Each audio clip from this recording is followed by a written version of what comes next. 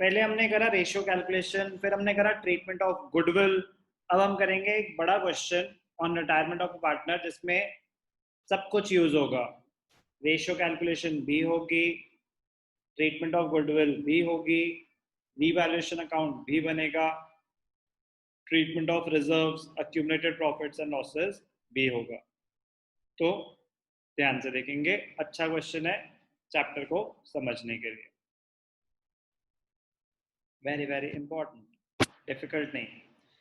Kanika, Disha and Kabir were partner sharing profits in the ratio 2:1:1। तो old ratio क्या है? 2:1:1। जब भी बैलेंस शीट देखो तो ये देखो कि क्या कोई फ्री रिजर्व है लाइबिलिटी साइड पे। Trade creditors, employees provident fund is not a reserve, it is a liability. Kanika's capital, Disha's capital, Kabir's capital, तो no free reserve. Asset side पे देखो कोई अक्यूमुलेटेड लॉस है क्या? Bank, debtor, stock, fixed assets, PNL account. Asset side पे जो आ रहा होता है वो अक्यूमुलेटेड लॉस होता है, स्टार लगा दो। फिर देखो कोई एग्जिस्टिंग गुडविल है क्या? नहीं है। आगे बढ़ो, इंपॉर्टेंट पॉइंट है, पहले ये सब देख लेना चाहिए। कनिका रिटायर्ड ऑन 1 अप्रैल 2016। 1 अप्रैल 2016 को कनिका रिटायर हो गई। Okay, 1 April 2016। For this purpose the following adjustments were agreed upon. क्या क्या एडजस्टमेंट? कनिका, कनिका कौन है? फर्स्ट पार्टनर, तो 2/4 वाली पार्टनर जा रही है। Goodwill of the firm was valued at 2 years purchase of average profits of 3 completed years. Goodwill is 2 years purchase of the average of the last 3 years. Profits for the last 3 years were 13, 14, 14, 15 और बेटा balance sheet दे रखी है 15, 16 की।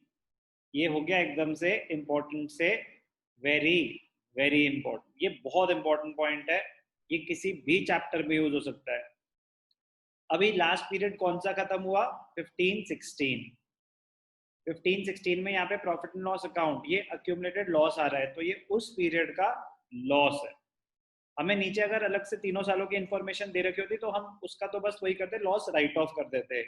यहाँ पे वो loss तो right of होगा ही होगा, उसके अलावा उसकी एक और चीज इंपॉर्टेंट है। 2013-14 के प्रॉफिट्स थे 1 लाख, 14-15 के थे 1,30,000, but goodwill is to be calculated at 2 years purchase of average of the last 3 completed years. तो 1 अप्रैल 2016 से पहले 3 साल कौन से थे? सबसे पहले तो 15-16 ही था, फिर 14-15 था, फिर 13-14 था। तो 13-14 और 14-15 के तो उन्होंने अलग से प्रॉफिट दे रखे हैं बेटा। 2015-16 का डेटा हमें बैलेंस शीट में से पता चला कि लॉस था 20,000 का। ये बहुत ज्यादा इंपॉर्टेंट पॉइंट है, गुडविल कैलकुलेशन में यूज होगा, और जो ट्रीटमेंट ऑफ लॉसेस है उसमें तो होगा ही होगा। गुडविल कैलकुलेट करेंगे, गुडविल की एंट्री वही रहेगी, गेनिंग टू सैक्रिफाइसिंग। फिर fixed assets were to be increase to 3 lakh. अभी कितने हैं फिक्स्ड एसेट्स? 2,40,000। तो वैल्यू बढ़ाने के लिए बोल रहा है, रीवैल्यूएशन में क्रेडिट कर देंगे 60,000, ठीक है। Stock was to be valued at 120%। तो जो भी अभी वैल्यू है आपको 20% से बढ़ाने के लिए बोल रहा है। 1 लाख है, 20%, 20,000 बढ़ा देंगे, तो वो भी क्या कर देंगे? रीवैल्यूएशन में क्रेडिट कर देंगे। और कोई रिवैल्यूएशन आइटम नहीं है, वो लास्ट में है कि जो amount payable to Kanika was transfer to her loan account. तो जो भी उसका क्लोजिंग बैलेंस आएगा, हम उसको अभी पैसे नहीं दे रहे, जो भी अमाउंट ड्यू है हम उसके लोन अकाउंट में ट्रांसफर कर रहे हैं। ध्यान से सुनना, अगर ऐसा कुछ नहीं लिखा होता तो भी रिटायरमेंट का रूल है कि जब तक वो बोल नहीं रहे कि हम उसको पेमेंट कर रहे हैं, जब तक ऐसा नहीं लिखा कि उसको पेमेंट कर रहे हैं, ये अज्यूम किया जाएगा कि जो भी रिटायरिंग पार्टनर है उसका पैसा ट्रांसफर कर देंगे रिटायरिंग पार्टनर्स लोन अकाउंट में। यहाँ पे तो उन्होंने स्पेसिफाई कर ही दिया। अब हम क्वेश्चन को स्टार्ट करना शुरू करेंगे। जब भी क्वेश्चन को शुरू करो तो सबसे पहले what problems are face at the time of retirement. Number 1, ratio calculation. तो रेशियो कैलकुलेशन में ओल्ड रेशियो गिवन है और कुछ भी गिवन नहीं है, और कुछ भी गिवन नहीं है। तो न्यू रेशियो क्या होगा, कनिका गॉन, न्यू रेशियो 1:1। ध्यान से देखना, कैलकुलेशन करते हैं। तो अब इस क्वेश्चन को सॉल्व करना स्टार्ट करते हैं। क्वेश्चन 31। जब भी स्टार्ट करो तो सबसे पहले वर्किंग नोट होना चाहिए calculation of new ratio and gaining ratio, gaining ratio, ठीक है।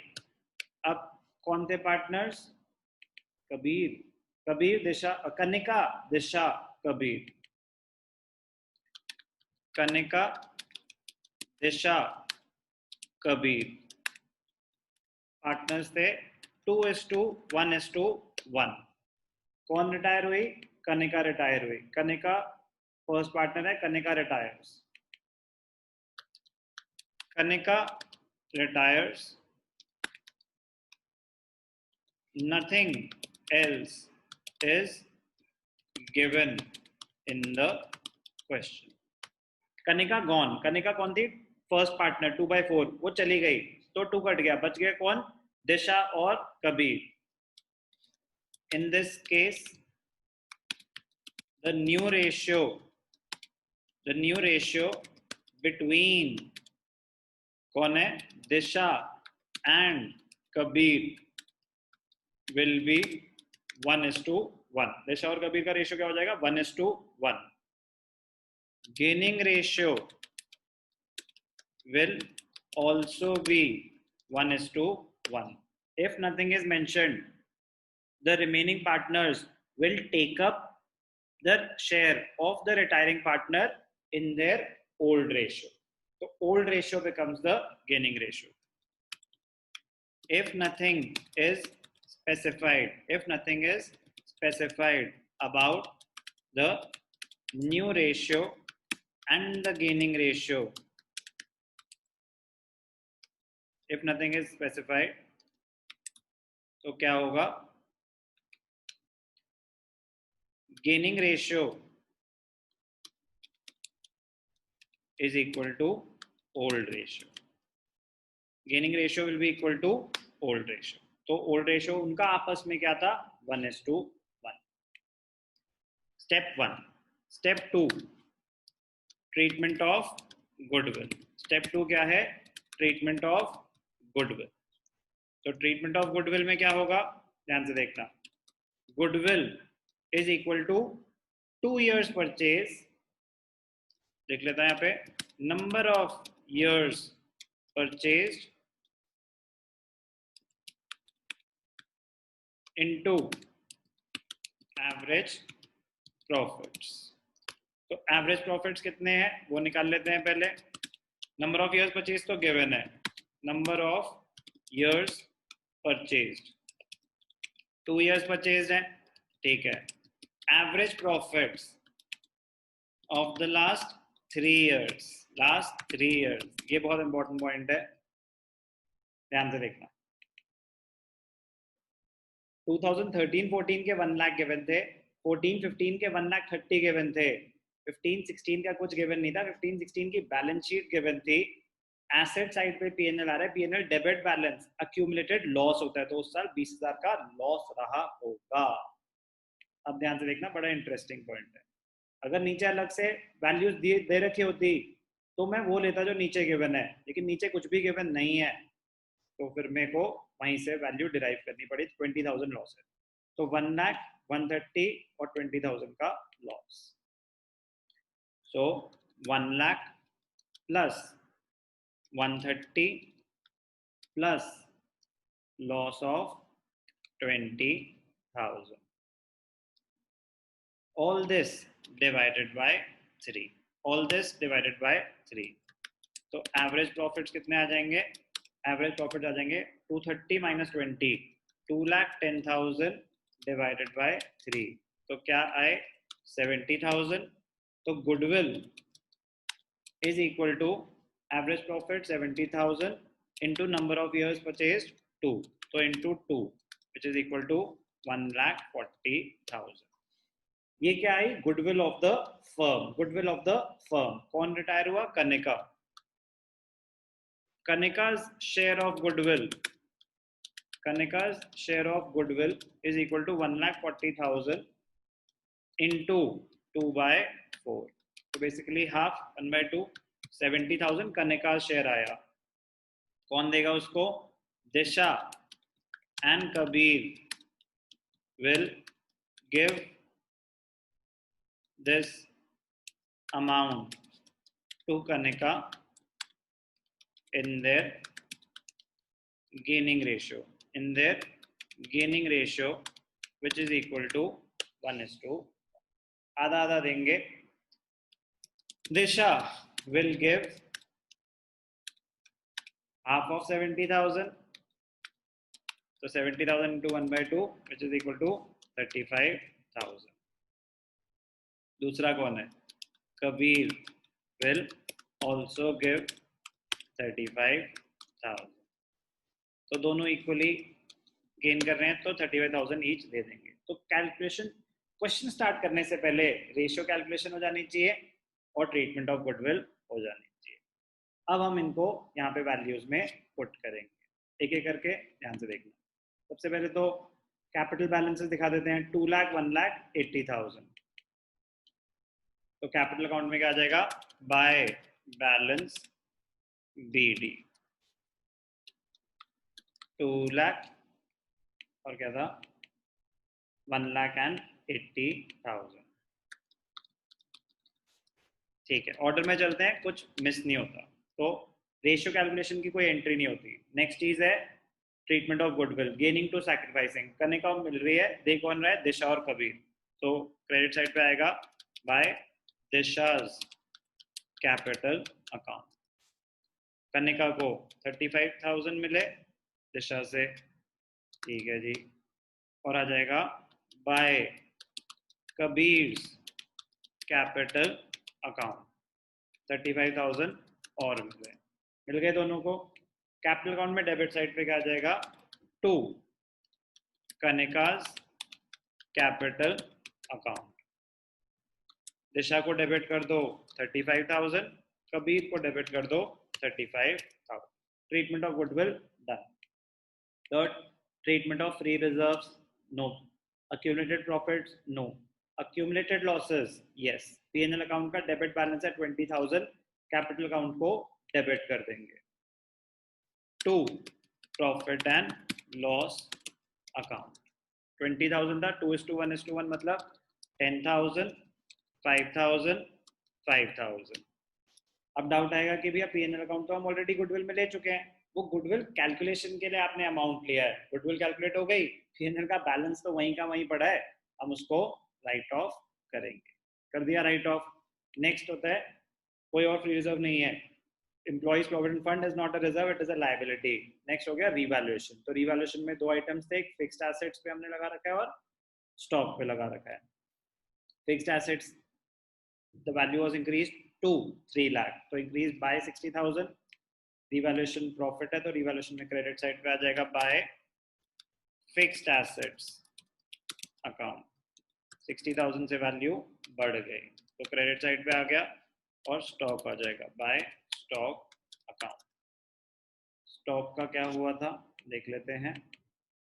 स्टॉक की वैल्यू बढ़ी थी, stock to be valued at 120%, तो 20% से बढ़ा दो जो भी वैल्यू है. तो 1 लाख को 20% से बढ़ा दो, 20,000 से बढ़ा दो, ठीक है 20,000 से बढ़ा दो. जो वैल्यू चेंज हुई वो न्यू बैलेंस शीट में रिवाइज वैल्यूज पे दिखा देंगे. वो हम एक साथ भी दिखा सकते हैं इमीडिएटली और बाद में भी दिखा सकते हैं. साइमल्टेनियसली दिखाने से फायदा ही रहता है कि कुछ रह ना जाए. तो बैंक और डेटर्स में कोई एडजस्टमेंट नहीं है तो आ जाएंगे उस पर. पहले मैं जो चेंजेस कर रहे हैं वो दिखा रहा हूँ. फिक्स्ड एसेट्स की नई वैल्यू क्या है? 3 लाख दिखा दी. स्टॉक, ठीक है, स्टॉक की वैल्यू क्या है? 1,20,000, वो भी दिखा दिया. बाकी एसेट्स पे हम एक एक करके आएंगे. एक बार बस चेक कर लेते हैं रिवैल्यूएशन आइटम में और तो कुछ नहीं है. फिक्स्ड एसेट, स्टॉक और कोई रिवैल्यूएशन आइटम नहीं है. तो पहले रिवैल्यूएशन अकाउंट को क्लोज कर देते हैं. 80,000 क्रेडिट्स हैं, तो सिर्फ प्रॉफिट है, तो क्या आ जाएगा यहाँ पे, to profit on revaluation account transfer to, तीनों को मिलेगा, Kanika's capital account, Disha's capital account और कबीर कैपिटल अकाउंट। तो प्रॉफिट तो टोटल कितना है 80,000, ठीक है, कोई डेबिट्स तो है ही नहीं, सिर्फ क्रेडिट 80,000 है, 2:1:1 में बटना है, तो 40,000 मिल जाएगा कनिका को, 20,000 मिल जाएगा दिशा को, 20,000 मिल जाएगा कबीर को। तो 2:1:1 में बांट दिया, मिल गया। उसी टाइम इमीडिएटली यहाँ पे कैपिटल में क्रेडिट साइड पे दिखा दो, भूल जाते हैं कुछ लोग कि रिवैल्यूएशन अकाउंट तो बना दिया, कैपिटल अकाउंट में प्रॉफिट ट्रांसफर करना भूल गए, तो लिखेंगे क्रेडिट साइड पे क्योंकि प्रॉफिट है बाय रिवैल्यूएशन अकाउंट। कनिका को मिले 40,000, दिशा को मिले 20,000, कबीर को मिले 20,000। Ratio calculation done, treatment of goodwill done, treatment of free reserves, accumulated profits and losses done, revaluation of assets and liabilities done। अब कैपिटल को क्लोज करेंगे। रिटायरमेंट में ये देखना है कि जो रिटायरिंग पार्टनर है उसको हम पैसे दे रहे हैं, उसके लोन में ट्रांसफर कर रहे हैं, तो इस क्वेश्चन में बताया कि हम उसके लोन में ट्रांसफर कर रहे हैं। कनिका रिटायर हो रही है, तो डेबिट साइड पे आ जाएगा to Kanika's loan account. Kanika का लोन कितना आएगा, क्रेडिट आइटम्स है 3,10,000 माइनस accumulated लॉस जो राइट ऑफ होता है, डेबिट आइटम एक ही है, तो 3 लाख का लोन है, फर्म ने कनिका को पैसे देने हैं, दे देंगे, बाकी तो एग्जिस्ट करते हैं अभी पार्टनर्स, तो उनका क्लोजिंग बैलेंस निकालेंगे बाय बैलेंस कैरेट डाउन। दिशा के क्रेडिट्स 120 माइनस डेबिट्स ऑफ 40,000, तो उसका 80,000 क्लोजिंग बैलेंस आया। Kabir 1 lakh minus debits of 40,000, तो इसका आ जाएगा 60,000। क्लोजिंग बैलेंसेस आ गए। अब बैलेंस शीट में एक एक करके आइटम दिखाते हैं। सबसे पहले trade creditors 53,000 no change, trade creditors 53,000 no change. Next employees provident fund, employees provident fund 47,000 था, नो चेंज। फिर अब एक पार्टनर रिटायर हो गया, कौन, कनिका, तो यहाँ पे आएगा Kanika's loan account. Kanika's loan account कितना आया 3 लाख, लाइबिलिटीज में आएगा। फिर कैपिटल अकाउंट ध्यान से देखना,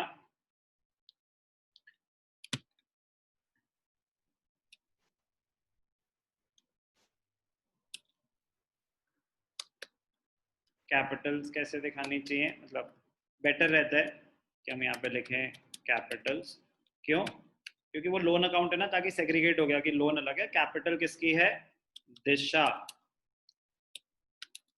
एंड कबीर।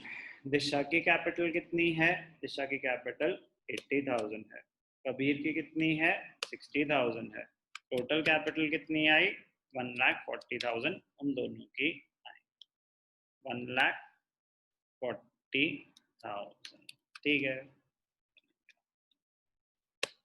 ओके। अब लाइबिलिटी साइड देख लेंगे, trade creditors done, EPF done, Kanika का लोन आ गया उनके, ठीक है। एसेट साइड बैंक बैलेंस अब 60,000, ना तो कोई पैसे आए ना ही कोई पेमेंट हुई, तो बैंक बैलेंस में नो चेंज। नेक्स्ट आइटम था डेटर्स, पहले भी 60,000, no change as it is, 60,000 आ गए, 60,000, ठीक है। देखते हैं एसेट्स में और कुछ, स्टॉक दिखा चुके हैं, फिक्स्ड एसेट दिखा चुके हैं, profit and loss account right of हो चुका है और कुछ नहीं है। बैलेंस शीट बैलेंस हो रही है, मुबारक। प्लीज साइमल्टेनियसली करेंगे तो हम स्पीड में क्वेश्चन खत्म कर पाएंगे। इनिशियली ठीक है, your target should be to attempt it correctly, but that should be for the first 2-3 questions. उसके बाद स्पीड पे वर्क भी तो करना है साइमल्टेनियसली, कि आप अलॉटेड टाइम में कर पाए कि नहीं कर पाए, बट स्टेप्स नहीं खाने। कैलकुलेशन ढंग से करोगे रेशियो कैलकुलेशन करोगे, ट्रीटमेंट ऑफ गुडविल में दिखाओगे कैलकुलेशन कैसे करी, तो गलती नहीं होगी, अदरवाइज चीजें रह जाती हैं। क्वेश्चन रीड किस तरीके से करना है, इन सब चीजों का ध्यान रखना है कि जो जो चीजें चेंज हो रही है उनको हाईलाइट करो। देखो कोई फ्री रिजर्व तो नहीं है, ओल्ड रेशियो क्या है, न्यू रेशियो गिवन है कि नहीं है, ये सब मार्किंग अगर ढंग से करोगे तो ही क्वेश्चन सही कर पाओगे। गेन ऑन रिवैल्यूएशन 80,000 आ गया था, कैपिटल 80 60 ठीक है, लोन अकाउंट 3 लाख है वो भी ठीक है, बैलेंस शीट टोटल 5,40,000 है ये भी ठीक। तो मुबारक हो, हमारे आंसर भी मैच कर गए हैं। इजी क्वेश्चन था बट इम्पोर्टेंट था। Question number 31 retirement, TS grade.